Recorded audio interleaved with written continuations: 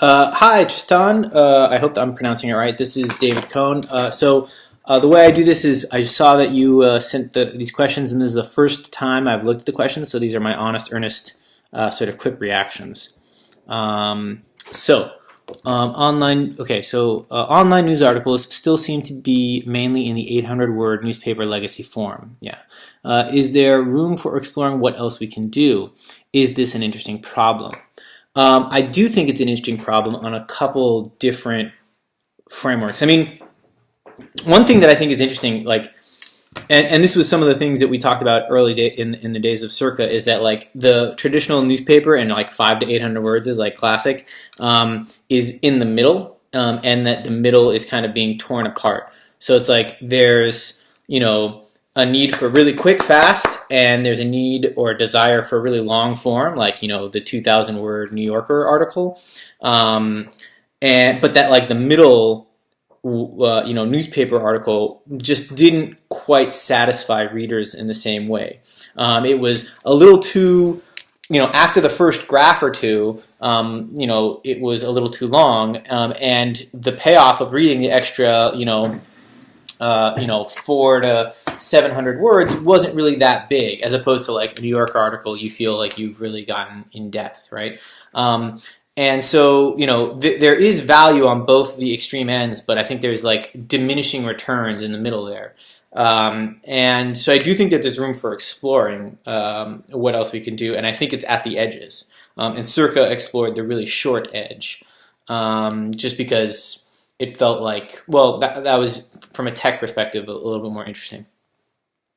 Why hasn't there been any significant sustained innovation in this area of news? Or has there? To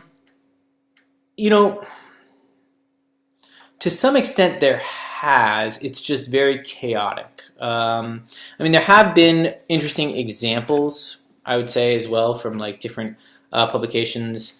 For a while there was like live blogging, and now I'm forgetting the platforms that did like live blogging. You don't really see live blogging as much anymore, right? And in a way, again, Circa, we looked at live blogging and thought that's really interesting, but we wanted to kind of like put it on its head or reverse that.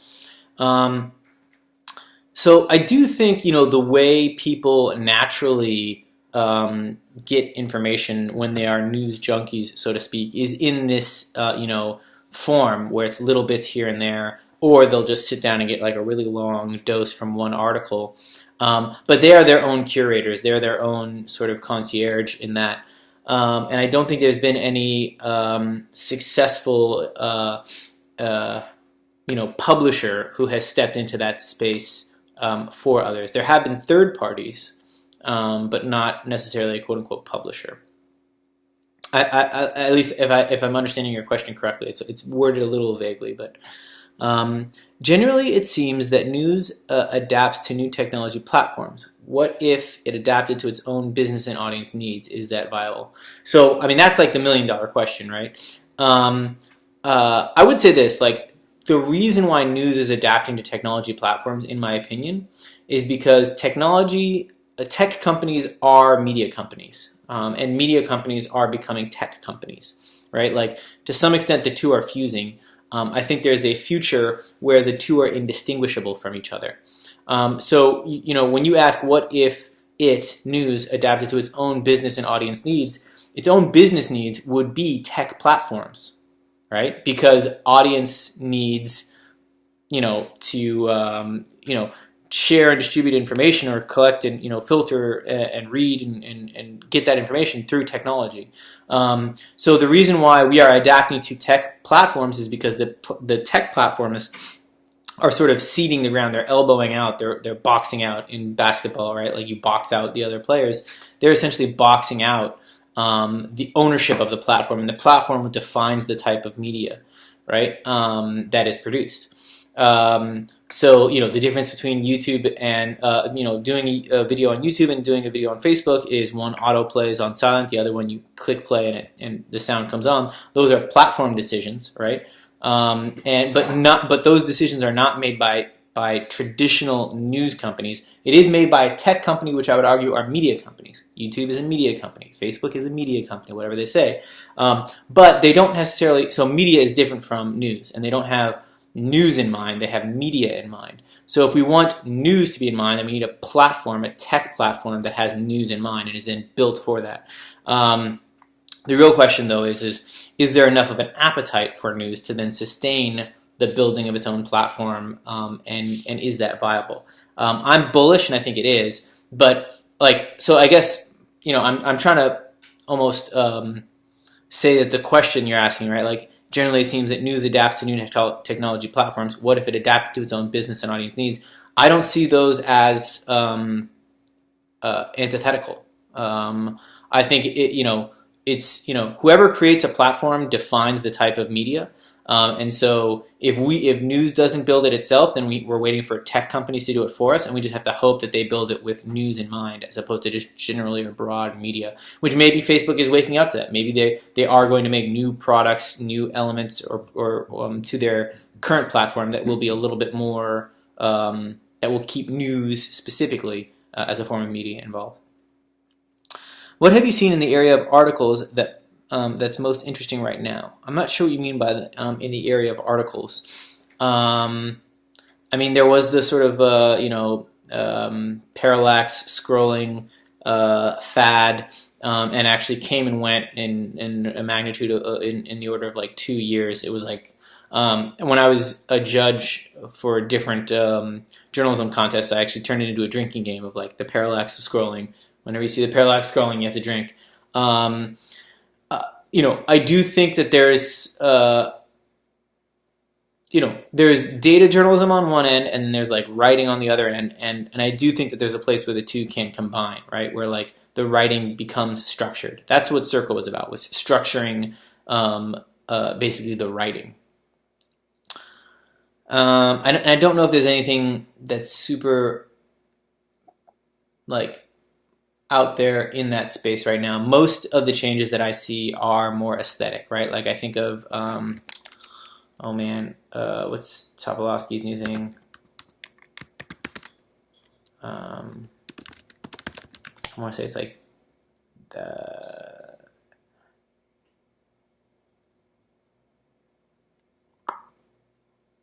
what did he just launch?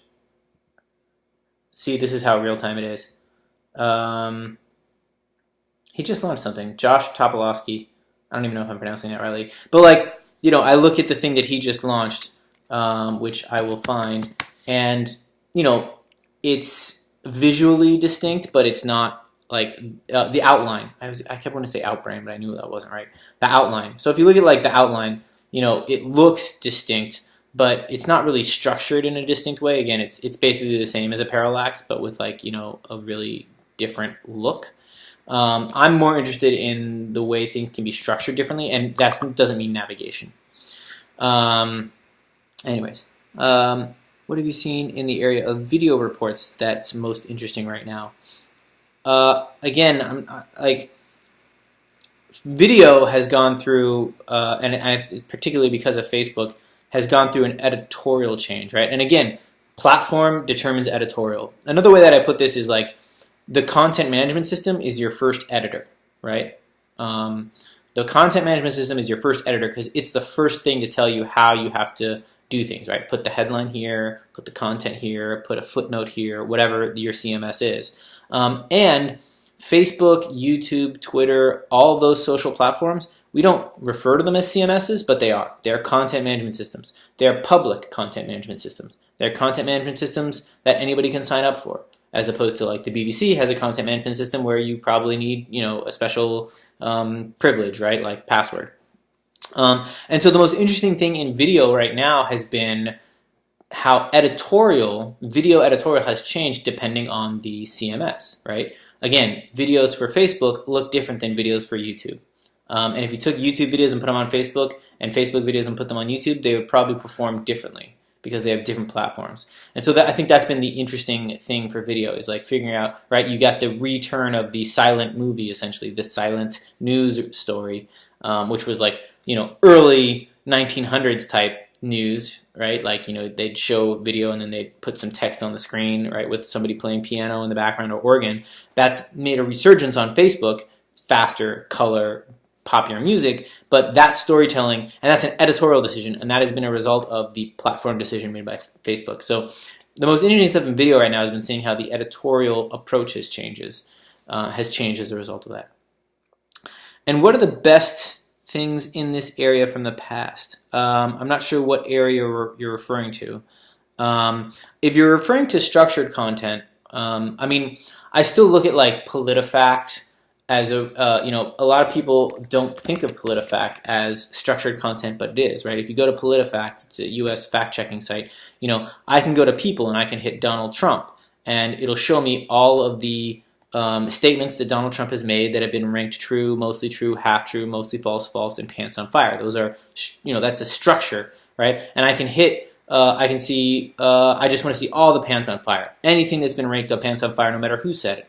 Or I want to see all of the Hillary Clinton mostly truths, right? Like that, there's a structure there that's really interesting.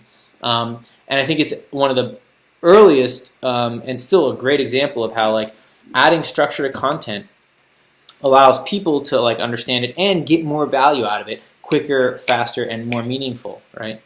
How would you measure, last question, how would you measure success when experimenting with a new format? I think there's different levels of success, right? I mean, the first thing is it understood, right? Like, do people understand what it is that you're putting in front of them? Circa, the first version of Circa, had some confusing UI elements, right? There's just like a UI problem with it that we were able to fix. So do people understand the value that you're trying to add? People are like, oh, I get it. After we did a couple changes, people are like, oh, I get it. I can follow the story and then I'll get updates. I understand at least what you think the value is going to be. Because it's a new, and that's really because it's a new format, right? Anytime it's a new format, you have to check that format. Is it confusing or not, essentially? And the format, the reason why you do the change is because you have this hypothesis that it will add value, right? And then the second thing is does it add that value? So those two questions are you have to make sure they're separate, and you have to answer one before you can really answer the other. Because if it can't be understood by people, then they're never going to be able to figure out what the added value, or be able to answer whether or not the added value is really there or not. So hopefully this is good. It looks like I kept it up to about 13 minutes. If you have any more questions, holler. I'm happy to chat anytime.